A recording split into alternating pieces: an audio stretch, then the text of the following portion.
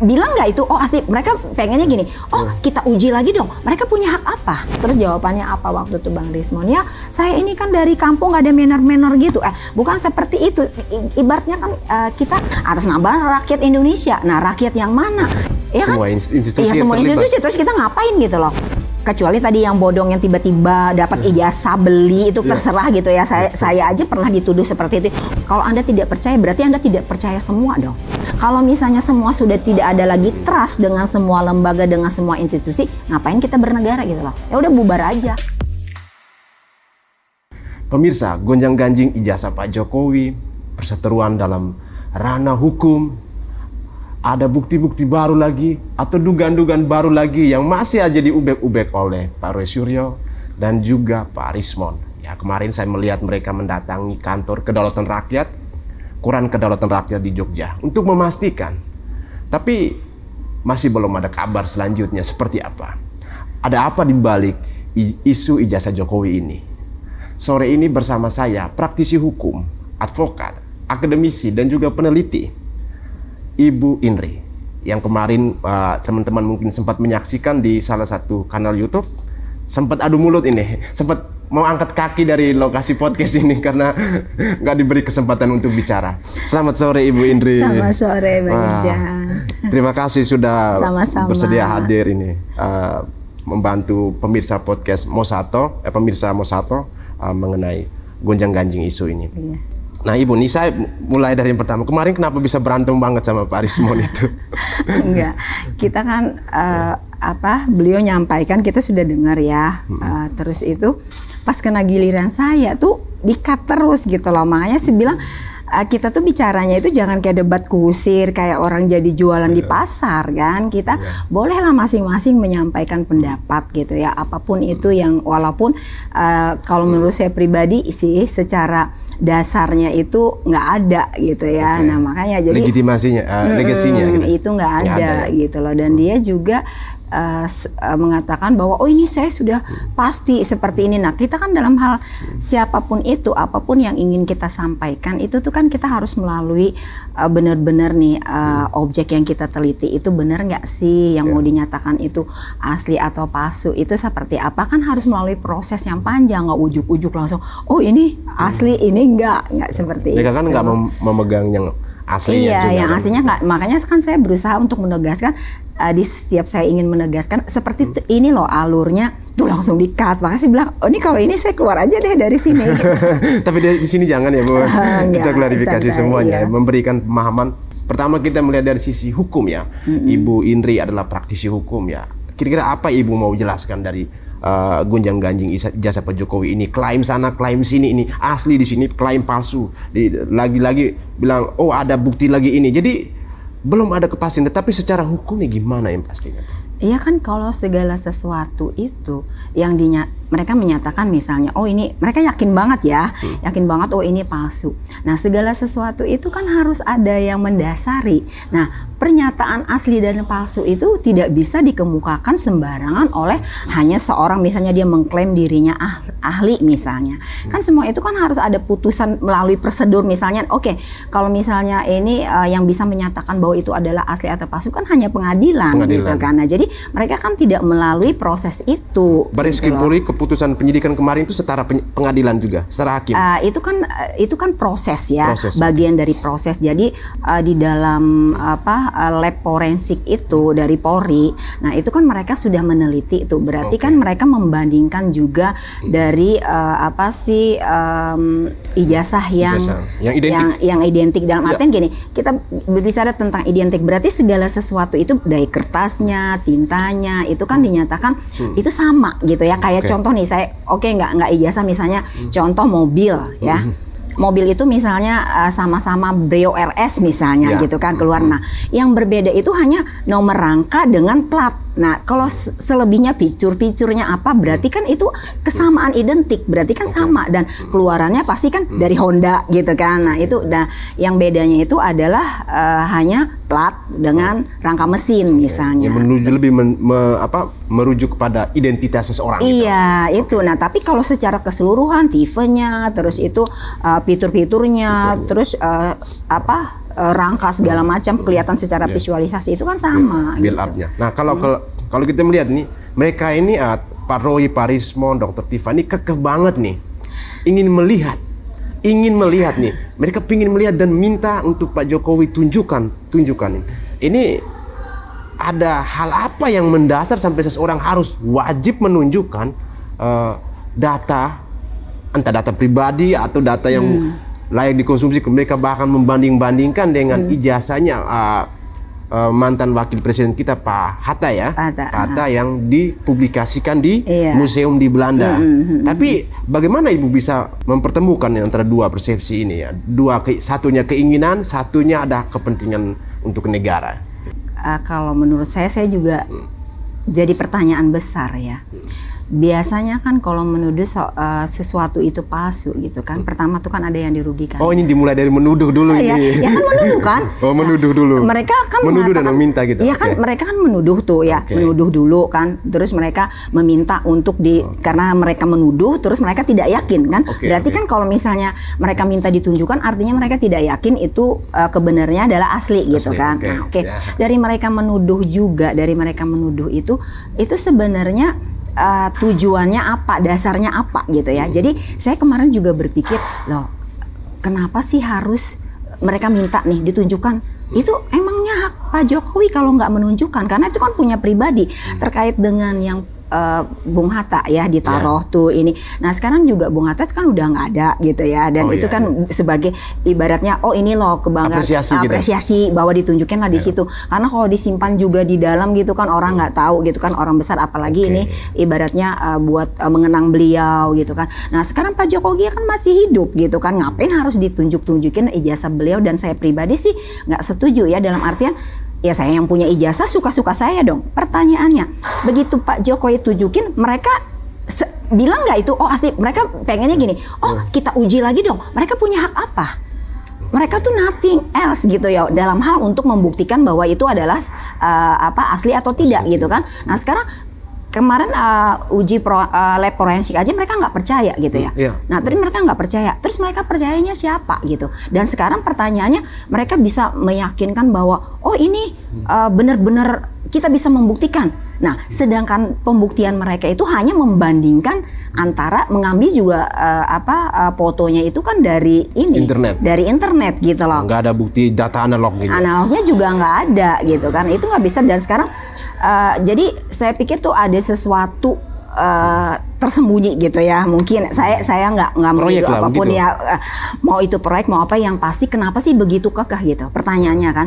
Nah kalau misalnya alasan kemarin Bang Rismon ngomong ke saya, itu kan saya tuh Bang ingin menyampaikan aspirasi dari masyarakat gitu kan, yang pengen tahu kebenaran. Loh saya bilang kalau misalnya menyampaikan aspirasi, mengekspresikan diri, menyuarakan, itu kan memang kita secara konstitusi kita kan mengatur tuh di pasal 28 gitu kan, boleh nih menyuarakan pendapat, berpendapat apapun ya, tapi jangan kebablasan dong, jangan sembarang menuduh gitu loh. Mereka punya dasarnya apa gitu, hanya karena melihat visualisasinya itu, terus mereka merasa yakin ini palsu gitu. Karena itu yang saya pribadi saya tidak setuju gitu. Saya tidak setuju adanya hal seperti itu. Jadi sebenarnya keinginannya apa sih? Dan lagi mereka mengatasnamakan yang kita keberatan. Saya kan orang penduduk Indonesia, warga negara Indonesia, atas nama rakyat Indonesia. Nah rakyat yang mana? Rakyat Indonesia itu kan taruhlah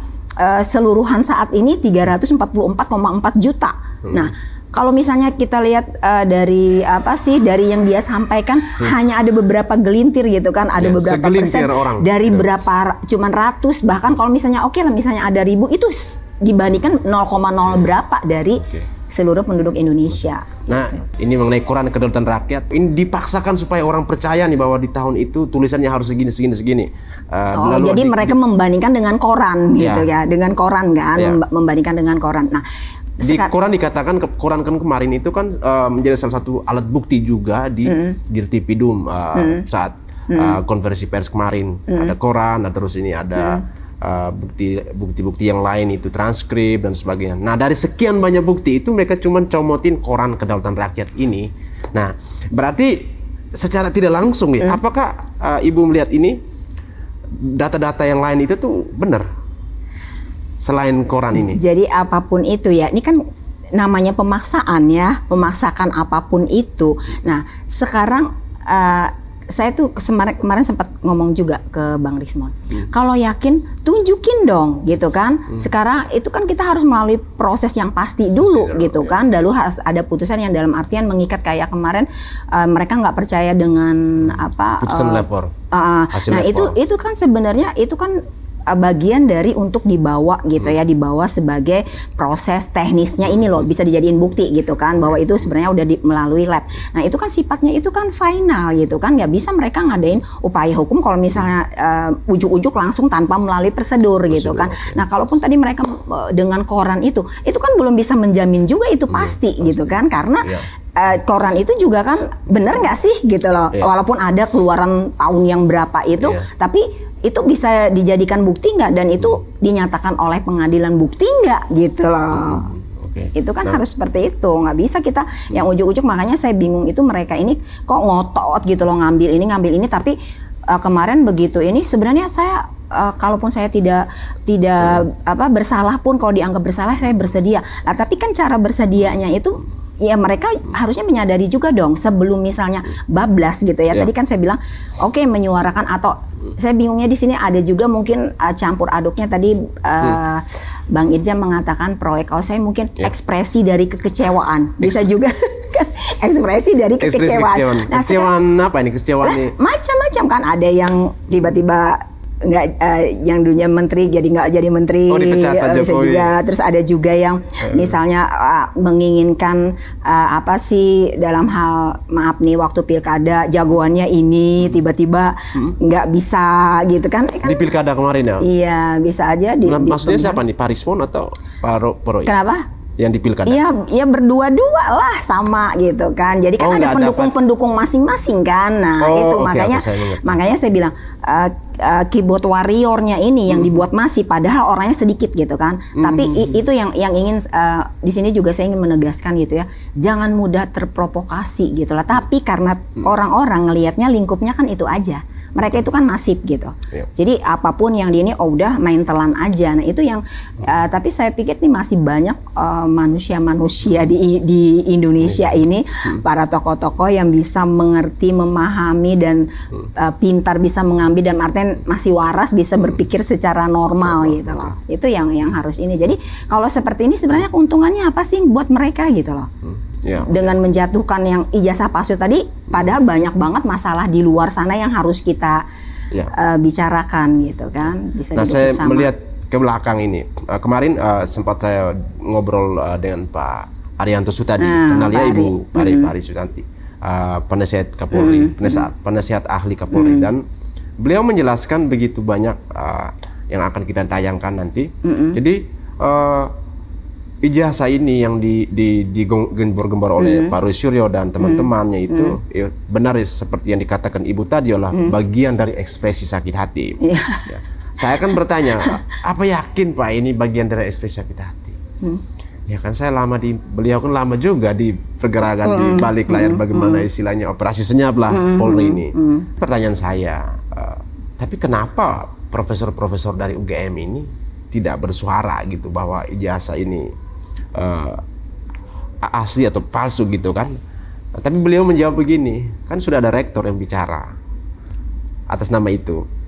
Jadi gini ya, kan waktu yang kemarin saya bicara juga dengan pas ketemu Bang Rismon juga kan, saya tanyakan sebenarnya yang sangat keberatan, taruh kita berbicara tentang ijazah palsu ya. Pertama kan orang yang dirugikan gitu ya. Orang yang dirugikan. Orang dirugikan dulu kan, itu yang dalam artian bisa buat pengaduan, kayak contoh dulu ada dokter yang ngaku dokter padahal tidak. Dari sisi mana? Hukum nih supaya dari sisi hukum. Ya dari sisi hukumnya sekarang gini.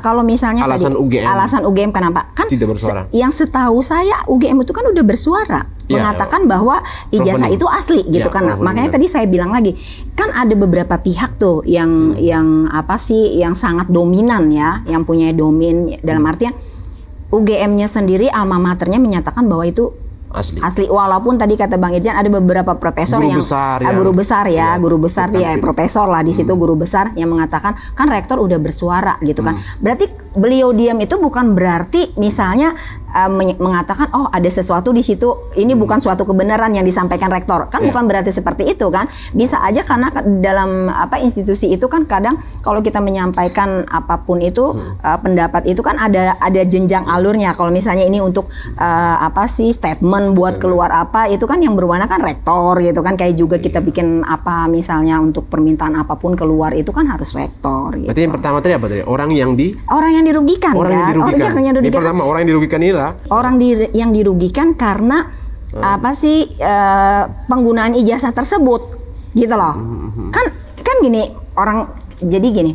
Mereka itu tadi saya bilang nggak ada dasarnya. Mereka mengatakan bahwa ijazah itu palsu gitu kan. Oh, iya, sekarang pertanyaannya yang dirugikan itu siapa gitu kan? Kan nggak ada gitu kan. Nah malah dalam artian kalau Pak Jokowinya dirugikan itu kan karena beliau pencemaran nama baik beliau kan, nama beliau jadi kayak mengarahnya udah ke fitnah gitu kan. Okay. Nah itu apalagi kan beliau orang pernah 2 kali orang nomor 1 kan jadi presiden kan di Indonesia yang dibanggain. Walau kita menutup mata apapun kita tidak bisa juga mengatakan begitu saja bahwa memang beliau punya andil gitu buat kemajuan sarana prasarana gitu kan. Nah jadi sekarang makanya tadi bilang kan itu bisa jadi ekspresi sakit hati. Nah saya tidak tahu di belakang situ siapa, saya tidak mau berspekulasi ya, karena yang mereka. Tapi feeling ibu ada? Iya, feeling saya sih ada karena melihat dari seperti ini kok sebegitunya gitu kan. Kalau misalnya dia dirugikan nggak sih? Pertanyaannya. Nah yang memunculkan ini pertama dulu tuh dari mana gitu loh, yang sehingga muncul jadi heboh seperti ini. Nah harusnya kalau kayak kemarin itu kan contoh yang saya contohkan tadi, ada dokter ngaku dokter padahal dia tidak kan, yang berarti dia malpraktek dong ya. Terus itu ada dokter yang ngaku dokter ini. Dia beroperasi loh. Saya pernah saya lupa namanya. Jadi dia itu mengatakan dirinya dokter. Jadi dia buka praktek sampai akhirnya ketahuan bahwa ternyata itu bukan dokter. Nah itu kan merugikan pasiennya kan. Nah kalau seperti itu kan berarti itu kan langsung ditindak. Oh ini ternyata palsu, dilakukan pembuktian ternyata benar, alma maternya nggak mengakuin. Nah balik lagi yang disampaikan Bang Irjen itu, lo katanya ada beberapa guru besar tidak mengakui, tetapi ada beberapa teman kuliahnya Pak Jokowi, ada juga yang dosen-dosen yang sudah pernah juga ngajar itu mengatakan itu asli gitu loh, bahwa benar beliau melalui proses kan gini. Kalau kita dalam dunia pendidikan itu, kecuali tadi yang bodong yang tiba-tiba dapat ijazah beli itu terserah gitu ya. Saya aja pernah dituduh seperti itu. Kok banyak pernah ya dituduh itu? Pernah ada yang bilang gini. Kok pertama kalau misalnya orang mikirnya gini. Pertama tuh harus banyak banget duit gitu loh, bisa dapat gelar sebanyak itu kan. Tapi kan kalau saya yang ngejalanin sendiri, saya kan tahu prosesnya seperti apa gitu kan. Saya benar-benar kuliah, tanya aja ke alma mater saya semua itu, saya tuh kecuali terkapar baru nggak masuk kuliah. Nah, saya bisa menyelesaikan S22, S12 itu kan dalam artian sampai jenjang pendidikan tertinggi. Nah, dari situ kan ada teman-teman dong. Masa senyap semuanya nggak ada, tapi kan dari yang saya pernah tahu gitu ya, saya pernah baca juga, saya pernah lihat, itu kan mereka menyatakan oh ini memang sama-sama saya satu alma mater gitu. Nah, jadi kenapa kalau misalnya mereka melakukan penuduhan mati-matian menyatakan oh ini adalah palsu. Nah, sedangkan mereka aja sampai detik ini kan belum bisa membuktikan secara yuridis. Tapi belakangan tuh malah ada pukulan balik untuk Pak Rismon ya. Kalau Pak Roy kan banyak dinegasikan oleh orang soal kepakarannya beliau. Saya juga baru tahu tuh, maaf nih saya potong. Katanya Pak Roy itu kan ahli digital forensik kan. Pakar telematika. Pakai telematika. Tapi begitu kemarin saya dengar tuh dia S2-nya itu ilmu kesehatan ya. S2 ilmu kesehatan, S1 pertamanya komunikasi apa informatika? Komunikasi. UGM, S1 UGM. Nah, iya kan komunikasi. S3-nya di UNJ katanya. Iya, di UNJ. Manajemen. Tapi ya itulah, itu dinegasikan sendiri oleh Pak Rismon. Waktu kasus Jessica. Iya. Jadi kasus Jessica Pak Rismon juga. Iya, saya sempat lihat tuh. Kata-kata ini itu. Jadi saya juga bingung kok berdua ini bisa klop lagi. Nah, sekarang gini, pertanyaannya. Kalau tidak mempunyai misi yang sama gitu kan, kan jadi kita saya sih nggak, sebenarnya bukan domain saya nggak mau bicara tentang politik ya, tapi karena ini bagaimanapun ada terserempet ke arah situ ya. Kalau misalnya yang tadi mati-matian, sekarang di diri mereka aja pernah gontong-gontokan saling menyatakan yang ini seperti ini, kenapa untuk ini mereka bersatu. Berarti kan ada kepentingan. Nah, ada kepentingan, ada yang membiayai gitu. Pasti. Aku sih nggak mau spekulasi, tetapi apaan itu kenapa tapi sih? Tapi takut disuruh sumpah oleh Pak Roy Suryo, suruh sumpah kalau bilang ada bohong. Enggak, masalahnya gini, aku kan ibaratnya kalau dari feeling kita ada seperti itu kan, tapi kan balik lagi, kita aja nggak mau menyatakan itu pasti karena kan kita belum bisa membuktikan gitu kan. Iya. Nah itu dia, jadi kita. Tapi dengar juga nih Bu, Pak Rismon katanya ijazah S3-nya itu diragukan. Itu dia, aku pernah juga mendengar gitu kan. Sekarang jawaban dia kalau dia diragukan seperti apa? Diragu, ya dia harus menunjukkan ke publik juga. Tapi dia waktu kemarin saya sempat podcast dengan beliau, saya podcast langsung mendatang ke lokasi dan beliau bersama Pak Roy Suryo satu meja. Jadi saya sempat menanyakan ke beliau, Pak Rismon, katanya S3 latar belakang pendidikan Pak Rismon itu diragukan. Nah, beliau menyatakan saya kan sudah nunjuk ijazah di layar, tapi kan dia nunjuknya cuma sebentar, 0, sekian detik doang, susah untuk screenshot dan akhirnya diteliti oleh netizen banyak terjadi kejanggalan. Lalu beliau mengambil langkah hukum bahwa melakukan pencemaran, saya sudah melaporkan pencemaran nama baik orang yang mengangkat bilang ijazah saya ini diragukan S3 dan yang melakukan itu kan Pak Joshua Sinambela. Sekarang apa bedanya Bu nih yang dilakukan oleh Pak Jokowi pencemaran nama baik di Polda Metro? Nah itu kan sama gitu kan. Artinya makanya kan kemarin juga saya pernah ngomong ada aksi, ada reaksi, ada sanksi gitu kan. Nah jadi kalau arahnya juga dari yang saya lihat itu ini juga kan arahnya sudah kayak ke fitnah gitu kan. Pencemaran nama baik gitu kan. Nah jadi wajar aja kalau misalnya Pak Jokowi melaporkan gitu kan, wajar aja. Nah sekarang dia juga belum apa-apa, tidak sampai dihujat seperti itu ya. Makanya kemarin beliau yang satu saya ingat tuh, katanya ngomong gini ke saya bilang gini, boleh mengkritisi gitu ya, apapun itu, tapi kan kita udah melihat nih prosesnya banyak yang terlibat di situ. Pertama alma maternya UGM itu sendiri, kemudian KPU juga gitu kan. Nah, karena melalui verifikasi kan. Terus itu juga partai yang ngusung waktu itu beliau jadi ini juga kan, itu kan semuanya kan udah melalui proses verifikasi. Jangan itu saya pernah ikut-ikutan juga bercalon jadi anggota legislatif gitu, ceritanya udah zaman bahula banget itu 90-an berapa gitu, udah lupa.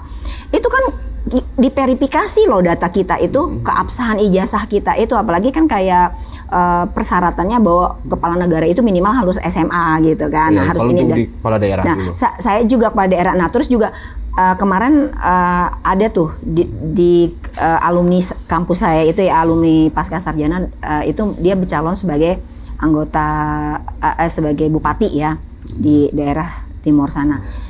Itu dari Bawaslu sama KPU tanpa surat terlebih dahulu, kayak inspeksi mendadak gitu, datang ke kampus nemuin saya bilang ini kok nggak ada berita dulu, jadi takutnya kan saya nggak ada di tempat gitu kan.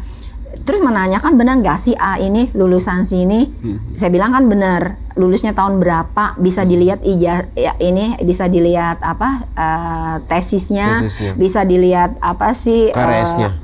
Terus itu nilai-nilainya transkrip. Itu ditanya loh.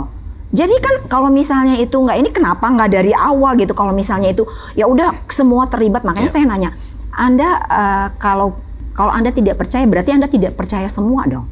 Ya semua kan? institusi ya, semua institusi, terus kita ngapain gitu loh. Sama jadi terus lagi yang masuk akal ini. Iya kan itu kan. Terus ini kan banyak yang terlibat, makanya saya bilang tidak sesederhana itu. Tidak hanya mereka ngejatuhin itu hanya untuk Pak Jokowi gitu loh. Kan banyak yang terlibat di sini gitu loh. Iya kan? Nah, terus belum lagi apa sih marwah kita di luar negeri sana. Iya kan, di mata dunia. Di mata dunia. Loh ini ternyata nih presidennya segini. Terus berarti kan masuk bodoh semua dong se-Indonesia, termasuk yang tadi yang bagian verifikasi kok bisa lolos gitu kan? Ada apa gitu kan? Nah itu juga yang saya bilang. Terus saya bilang balik lagi ke penuduhan, kalau misalnya itu hak beliau dong.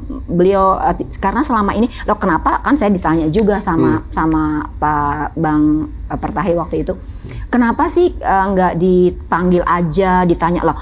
Saya bilang ini udah dari 2019, saya juga walaupun sebenarnya saya tuh orangnya paling cuek loh Bang Irjan, saya tuh tidak mau kayak terlibat urusan-urusan ini nggak apa-apa, tapi ini sudah mengusik nurani juga gitu kan, karena saking udah sampai nggak ada ujung-ujungnya gitu kan. Makanya kita lihat nanti dia bisa membuktikan nggak sih di saat sudah dilaporkan ini gitu kan. Nah makanya saya bilang kalaupun kita mengkritik kita mengekspresikan pendapat kita itu boleh, demokrasi ibaratnya. Tapi kan jangan kebablasan, ngomong itu mendasar juga. Nah kayak misalnya saya punya orang tua, pertama anak saya misalnya berbuat nakal, oke, saya maafkan.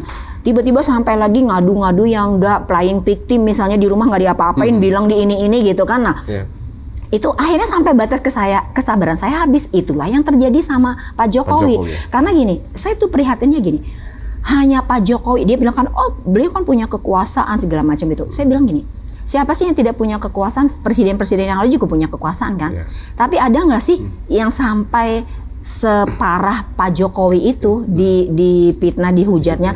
Kemarin katanya turunan PKI. Oke, terus itu ini, terus itu katanya turunan China gitu kan, terus mental lagi gitu loh. Nah jadi kadang-kadang kita tuh tapi kenapa hanya Pak Jokowi? Kenapa nggak Pak SBY? Kenapa nggak Pak ini Soekarno atau presiden-presiden yang masih mantan presiden yang masih hidup? Tapi dalam konteks lain ya, dalam konteks lain saya nanya nih ke Bang Irjan, ada nggak sih presiden Indonesia yang nggak diomongin, yang nggak dihujat? Ada lah, nggak ada, semuanya dihujat kan. Zaman ini beginilah, zaman ini waktu ini jawab lah zaman tapi ini. Maksud saya ngubek ijazah ini. Nah, ikan cuman ini kan. Cuman Pak Jokowi kan. Nah makanya tadi secara ini, tapi saya tidak ibaratnya dalam artian menuduh, tapi ada kepentingan politik di situ, gitu kan. Nah kalau kita lihat ini Ibu, dari ijazah ini sekarang mereka susah untuk berkelit sana sini. Larinya ke skripsi lagi ini. Nah, skripsi. Saya jadi bertanya-tanya juga ya, artinya apa sih ini? Kok sampai harus permasalahkan lagi lembar pengesahan dan sebagainya? Dari pihak UGM juga sudah menjelaskan. Kira-kira Ibu apa yang lihat ini? Ibarat ini problem transition ini kalau disiranya. Ya kalau orang ya yang namanya mencari-cari sesuatu kesalahan itu ya nggak berhasil, ini cara lain kan, itu kan ya biarkan aja mereka ibaratnya melakukan upaya gitu kan, upaya walaupun upayanya itu yang nggak mendasar gitu. Jadi kayak misalnya skripsi itu kan kalau di S1 itu kan kebulatan studi ya. Jadi kalau misalnya setelah nih habis mata kuliah terus itu menyusun skripsi. Nah dalam skripsi itu kan ada dosen pembimbing skripsi ya, bukan pembimbing, ada selain pembimbing akademik kan ada. Nah itu juga kan melalui proses. Nah sekarang balik lagi, kalau misalnya mereka mengatakan bahwa skripsi itu tidak benar, ya mereka buktikan dong, gitu kan? Iya, buktikan juga. Buktikan juga, ya kan? Jadi semuanya gini. Tadi saya bilang mereka itu semua. Seharusnya kan gini ya, berarti ya, ketika ini kan skripsi Pak Jokowi kan di tahun 1985 ya. Nah, seharusnya Pak Roy atau Pak Rismon mereka juga harus berada di tahun yang sama waktu itu. Iya, atau misalnya gitu. Mereka, oke lah, misalnya beliau, mereka itu nggak berada di tahun itu. Tapi mereka kan harus bisa menyatakan dari segi mana itu, bukan hanya dari lembaran itu ya. Karena skripsi itu kan tidak bisa dinyatakan. Kadang ada aja yang mahasiswa misalnya nggak termasuk di dalam lembaran itu. Tapi misalnya yang untuk yang skripsi, untuk waktu maju itu kan ada berita acara tuh, ada penandatanganan. Nah itu kan bisa aja misalnya di kampusnya masih ada disimpan, atau misalnya Pak Jokowi masih punya tapi di skripsinya tidak dicantumkan, nggak masalah. Itu kan hanya bentuk teknis ya, tapi bukan esensi dengan kalau misalnya tidak ada skripsi. Nah itu yang dipertanyakan gitu kan, tidak ada skripsi, kecuali nih zaman sekarang dengan Kampus Merdeka, skripsi itu boleh diganti dengan tugas lain, misalnya penelitian yang lain gitu kan, ada laporannya. Nah itu kan masing-masing universitas itu memberlakukan peraturan yang berbeda. Yang penting sesuai dengan peraturan dari Dikti gitu kan. Nah kalau Ibu melihat ini dari sisi hukum ya, dengan perjalanan ini kan masih gonjang-ganjing ya. Tuduh sana tuduh sini terus ini, ada yang merasa mereka malah mengatakan, si Dr. Tifa mengatakan, kok kami dikriminalisasi gitu. Kita memperjuangkan untuk kepentingan rakyat. Rakyatnya mana gitu ya. Sekarang kalau kita tuh bicara tentang kriminalisasi, tadi di awal saya sampaikan juga, saya tuh prihatin loh.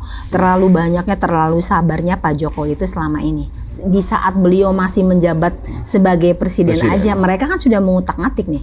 Udah menyampaikan hal-hal yang tidak mendasar, yang tidak ada sampai saat ini tidak ada kebenarannya gitu kan. Nah, mereka sudah menyampaikan itu. Nah, itu tuh beliau udah bersabar itu saya lihat sih.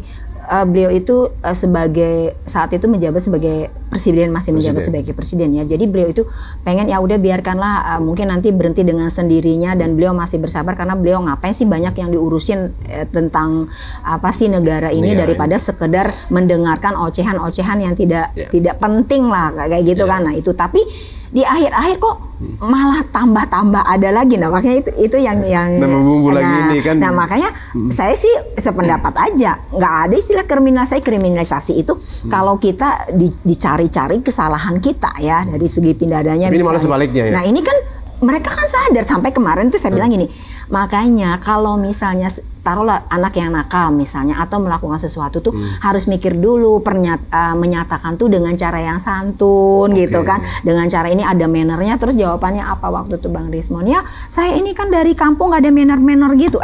Bukan seperti itu, ibaratnya kan kita ada komunikasi yang baik gitu loh. Jadi bukan pasti ini benar kayak Bang Roy aja udah yakin banget begini. Nah, itu kan hal yang berbeda. Kemudian yang disayangkan lagi, mereka tadi punya yang saya bilang keyboard warriornya yang masif setiap ini, padahal itu lagi orangnya gitu loh.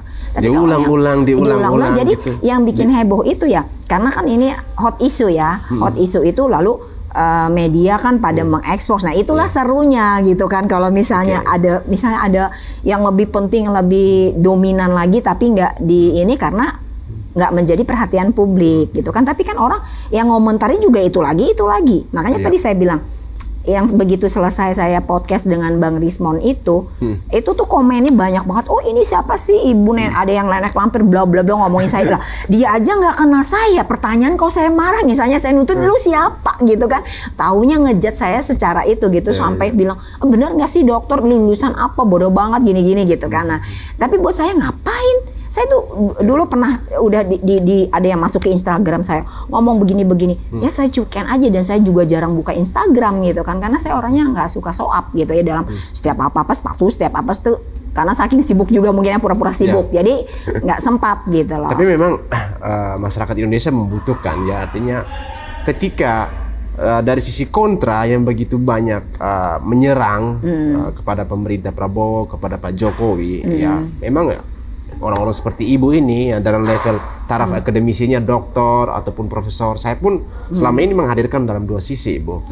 Dari pro, dari kontra, terus saya menghadirkan sekian banyak profesor, akademisi, doktor, ya dengan perspektif hukum tata negaranya. Dari Ibu, kenapa saya harus meminta Ibu menjadi narasumber? Saya pikir ya dari ini kan paling tidak bisa membelah lidahnya masyarakat lah, yang artinya tidak hanya miring ke kiri, miring ke kanan. Nah, ini biar lurus nih. Ternyata ada fakta hukum tadi yang Ibu bisa jelaskan tadi soal bagaimana antara dirugikan ataupun beberapa hal lainnya. Nah, tapi kalau kita lihat ini, Ibu, kekehnya mereka ini, mereka juga ngisi pasal. Apakah ada pasal yang menyatakan untuk kepentingan rakyat Indonesia dalam hukum? Ada aturan gitu atau perspektif mana yang gitu? Sekarang mereka kan tuh bicara tentang tentang undang-undang KIP gitu ya. Ya kan informasi publik itu bahwa seorang penjabat itu kan konteksnya kan berbeda. Bukan ngapain sih, konteksnya tuh bukan ke ijazah gitu loh.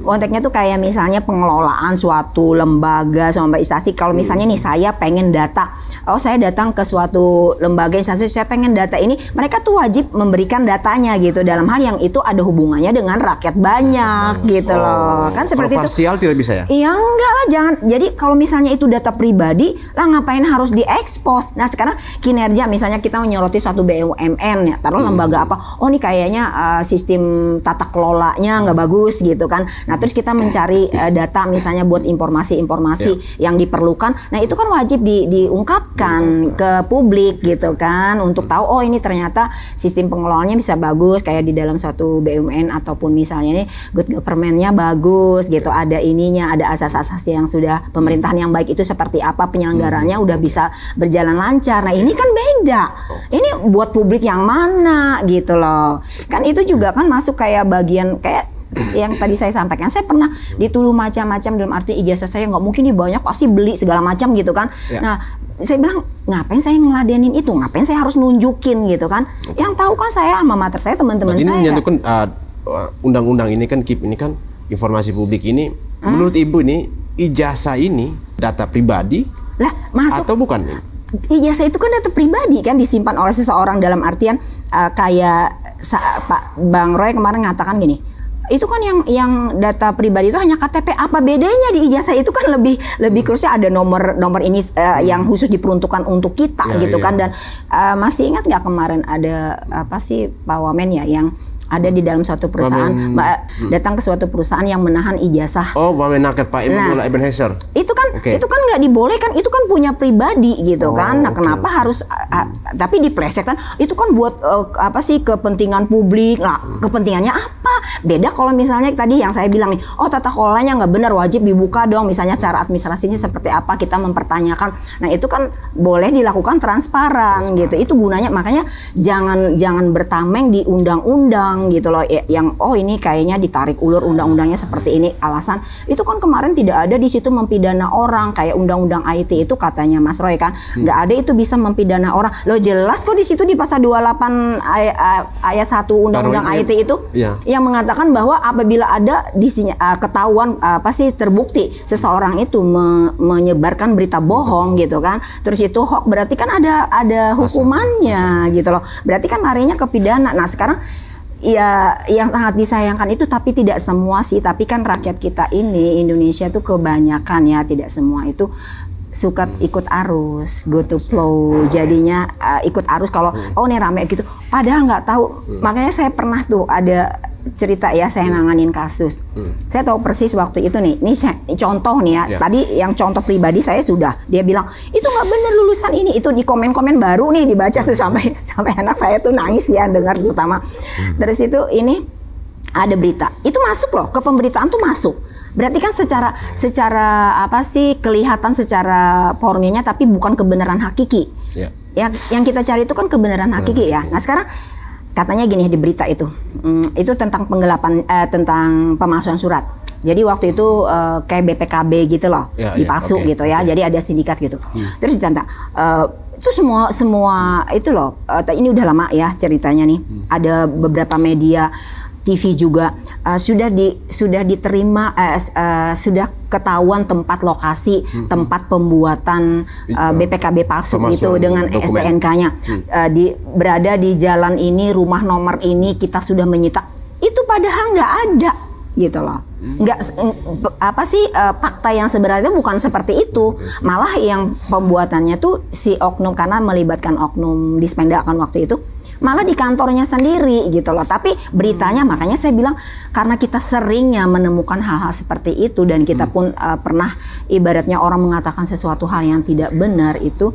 Nah kita tahu bahwa sebenarnya tidak semua pemberitaan itu benar. Nah itu, jadi itu yang harus dipahami. Negara kita ini negara hukum. Makanya saya bilang kalau misalnya semua sudah tidak ada lagi trust dengan semua lembaga, dengan semua institusi, ngapain kita bernegara gitu loh. Ya udah bubar aja gitu kan. Terus anak saya, Momi aku mau pindah aja nih ke negara lain gitu kan. Sampai nih bicara tentang ini ya, saya bukan mengkritisi pemikiran anak SMA mau kelas 1 SMA usia 15 tahun. Nah saya sendiri sampai ngomong gini, kenapa sih soal ijazah melulu? Emang Indonesia ini tidak ada lagi yang perlu diperbincangkan yang lebih penting daripada itu?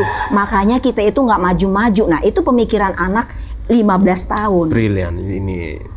Anak-anak muda aja anak muda aja dia care mikir, dengan masa depan. Dia tuh mikir loh, terlepas dari kita misalnya oke nih, waktu pemilihan dulu kalah, terus kita ini loh, berilah kesempatan untuk mereka bisa melaksanakan tugasnya gitu loh. Ngejudge-nya nanti karena ini kan sudah melalui proses konstitusional, sudah melalui pemilihan, dipilih seberapa orang banyak, misalnya nggak ikhlas nih misalnya Pak Pak Jokowi jadi presiden 2 periode, kan itu udah melalui ini kan, dan itu kan fair dipilih oleh rakyat Indonesia. Sekarang kalau misalnya ini ya udah nggak usah lagi deh pemilih siapa aja yang mau, apakah itu bisa? Berarti kan udah menyalahi konstitusi kita. Gitu loh. Jadi itu yang harus ini ngapain kita belajar dari SD, ini SMP, PPKN, terus itu bagaimana bernegara gitu. Ya itu mengenai pemakzulan ya. Jadi tapi kita akan bahas di episode yang berikutnya lagi, Ibu. Siap. Pemirsa, kiranya apa yang disampaikan oleh Ibu Indri mengenai perspektif hukum, terus pencerahan ya, ini dalam ada suara keibuan ya untuk masyarakat Indonesia yang selama ini mungkin suara-suara maskulin ataupun suara ibu yang dipaksa maskulin, tapi ini saya menikmati obrolan ini ada suara keibuan, care ya terhadap masa depan kita, dan ada hal-hal yang ya kita harus berpikir rasional juga. Kita jangan terjebak dengan adanya aktivitas keyboard warrior yang isunya panasan sini, kita juga ikut-ikutan, akhirnya mudah kita terlalu domba dan terprovokasi oleh informasi yang belum secara resmi dikatakan sah ataupun benar di pengadilan ataupun hukum. Ibu, apa ada yang mau disampaikan kepada Pak Rismon, Pak Roy atau Dr. Tifa? Dr. Tifa, apa yang mau disampaikan? Baik, Mas Roy Suryo, Bang Rismon, juga Mbak Tifa, kalian boleh memberikan pendapat apapun. Tapi yang harus diingat, apapun yang kalian sampaikan itu, kalian harus bisa membuktikannya. Jadi kalaupun saat ini proses itu berlanjut, dalam artian orang yang kalian katakan bahwa ijazahnya itu adalah palsu, kemudian memberikan laporan balik dan melaporkan kalian bertiga, kalian harus bisa memahami konsekuensinya dan harus bisa menerima dengan gagah juga seperti saat kalian menyampaikan keyakinan kalian. Jadi silahkan mengekspresikan diri, silahkan berpendapat, tetapi silahkan juga melakukan pembuktian. Baik, terima kasih banyak Ibu. Terima kasih. Pemirsa, silakan tulis pendapat Anda di kolom komentar dan ikuti kami terus di episode berikutnya.